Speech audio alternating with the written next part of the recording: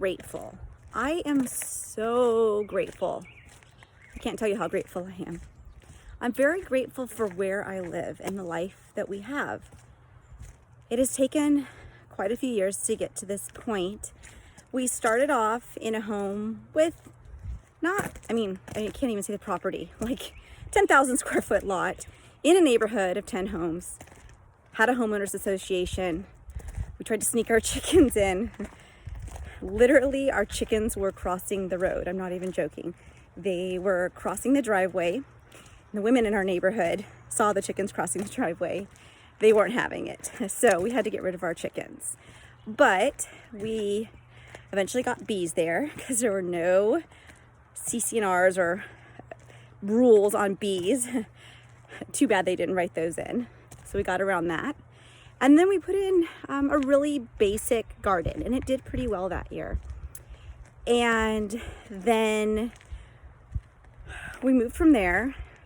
3 years of homeowners association and neighbors too close. We bought a new house on Huck, come. He's getting too close to the road. We bought it was a brand new build in another neighborhood. When we purchased it, we were unsure if there was a homeowners association, but the houses were on acre lots. And so, come, get away from the road. Come on.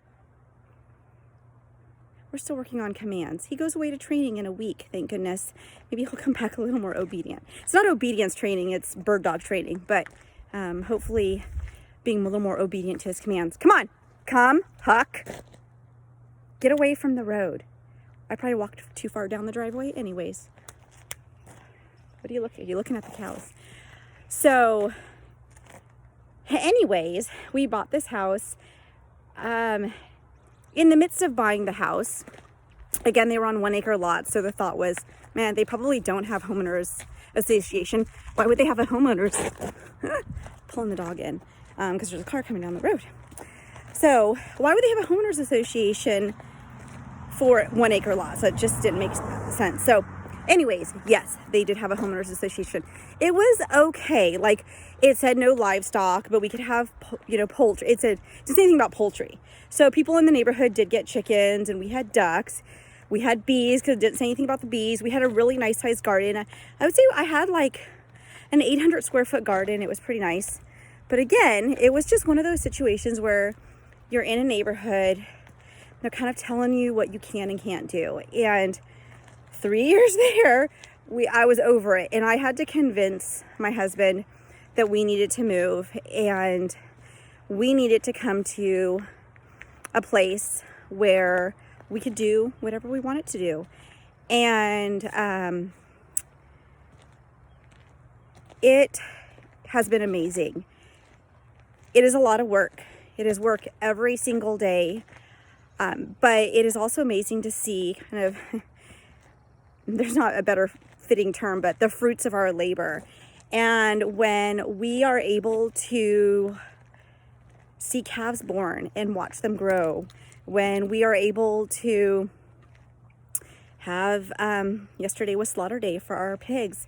So they came out, they bring a truck out, shoot on site, and they pull them on up with a winch, and we get to see the whole process. And that doesn't work for everyone. I get it. Some people want to go to the store. They don't want to know where their animals came from. They really could care less how they were fed. They just want to eat the meat, and that works for them. But for us, I want to know what my animals are consuming, because I care about what I'm consuming, care about what my family's consuming. So watching that process is really fantastic, to see it come full circle, to raise those pigs, to raise our cattle, to raise our chickens, and to know how I'm raising them, and that what I'm putting into my body is exactly what I want to put into my body, nothing more, nothing less. But again, it's been a process. My husband and I have been married for 10 years. This is our third home together. I would say this is our forever home, probably until at least we retire. If our kids stay around, we might be here a lot longer. But I would say, a good, at least 10 more years or so. I think the hardest part for my husband is he looks around and he sees all of these projects that need to be done. I don't see that. I see, yeah, we could do this and yeah, we could do that.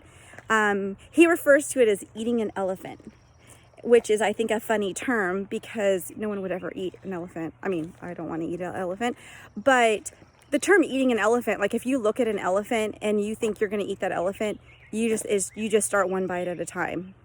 One bite at a time. And that's what it's like living on a farm. It's one bite at a time, one project at a time. And it takes a lot of prioritization. Meaning you just have to look around and say, what's the most important thing we need to do right now? And so I have to honestly say that this time right now where people have to be home, we have absolutely enjoyed. It has not changed our lives very much at all. We are kind of homebodies. I'm a homebody. I love doing projects on the farm. And so for us, it has just meant that we're able to accomplish a lot of the projects that we had on our plate. We were able to get our pastures prepped and ready so that we could actually rotate our cows. That's our plan for the year, is we have 2 pastures, and we were able to have our local conservation district come out and work with us to tell us what our pastures need. So we were able to harrow our pastures, put some lime down, put some urea down, get a nice pasture blend of seed for the Northwest, get that down, and it is already coming up. It is amazing. I'll show you a quick shot of the pasture. I'll give you a little background. When we first moved here almost 3 years ago, there were 2 horses on this pasture, and those horses had been on the pasture for 10 years straight. This pasture was beat up. There was very little grass, like very patchy, and lots of dirt, and basically blackberries. That's all that was on this pasture. And the way that it looks now is night and day. And we're actually going to quarter this pasture out, meaning we're going to basically turn it into 4 quarters and then rotate our cows through here and through our second pasture.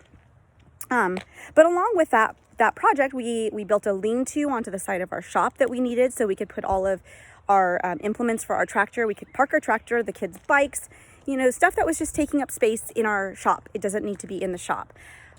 Which that has been also fantastic because now we can go in the shop, we can work on things. We're currently working on a chickshaw, which is a mobile chicken tractor that we can pull around in the pasture. We built a greenhouse, which I'll do another video on a tour of our greenhouse and garden. We were able to get up some deer fencing because last year the deer annihilated my garden. And so, yeah, I mean, it's just been all of these little projects, but like eating an elephant, we're just one thing at a time, but there's never a dull moment. I can never say that I'm bored. And I do feel for those people. I do feel for those people that are living in situations where they can't necessarily get out. We are very blessed to have 10 acres. And when my kids are like, I don't know what to do, I say, go in the woods. And so that's what they do. They go in the woods, they explore, they build, they're starting to work on some different forts. They go out and they have airsoft wars, and they just, it's a lot easier for my kids to find things to do if they are what they call bored, which I don't think they're really ever bored. So I understand that we are very blessed in that way. And I think about those people that don't have this opportunity. So I just wanted to do a quick video because I do feel so thankful. My life is not perfect. It's hard. It's hard living on a farm, especially because I wasn't raised this way. I was a latchkey kid. I grew up in the South, and I walked my little brother home, had a key to our apartment. So this is a far cry from how I grew up. And that actually is shocking to people because they assume that when you choose to have this lifestyle, you must have always had it, which is not the case at all. I'm not raised this way at all, but I absolutely I absolutely love it, and I am thankful every single day for everything that we have and the life that my husband and I have built together. And I'm hoping that for those that watch this video, if you're in a situation where you would like to be more self-reliant, be more sustainable in this time where you're going to the store and you can only buy 3 packages of meat, I hope this causes you to pause and think, you know, is there something that we can do to change this? And even if you're in a very small, you have a small yard, or even if you live in an apartment and you have a friend, maybe has a yard that you can say, like, you know, you work together to keep chickens, and maybe you buy the feed, every other, you know, purchase of feed, you come out over and help feed, and then, you know, you both get to reap the benefits of eggs, and maybe, you know, butchering some chickens so you have chicken meat. There's a lot of different things that you can do. Please support your local farmers. There, where we live in the Pacific Northwest, there are some great farmers that raise grass-fed cattle. Yeah, it's going to be a little bit more expensive, but you're going to get good quality beef. You know where it comes from. You fill your freezer, and who cares if the grocery store's shelves are empty? So, again, I'm just so grateful for everything that we have built, and I hope that those that are working to build their own homestead or farmstead or, you know, little piece of heaven, that this is encouraging to you, because I love every moment of it. Don't worry, I didn't forget. Here is a quick view of that pasture out front. So you can see there's some barren spots here, but this pasture used to be so beat up. It is not ready to put our cattle on yet. We need to do a mow, and it needs to come up. It's already gone to seed kind of farther out by that fence line. So we're gonna do a mow, bring it back down to the same level, and hopefully on the next grow, once it gets to, I think it's a minimum of 6 to 8 inches, we can put the cattle out. But again, we're gonna quarter it out and we're gonna rotate them through. Once they rotate through here, they're gonna rotate back over here.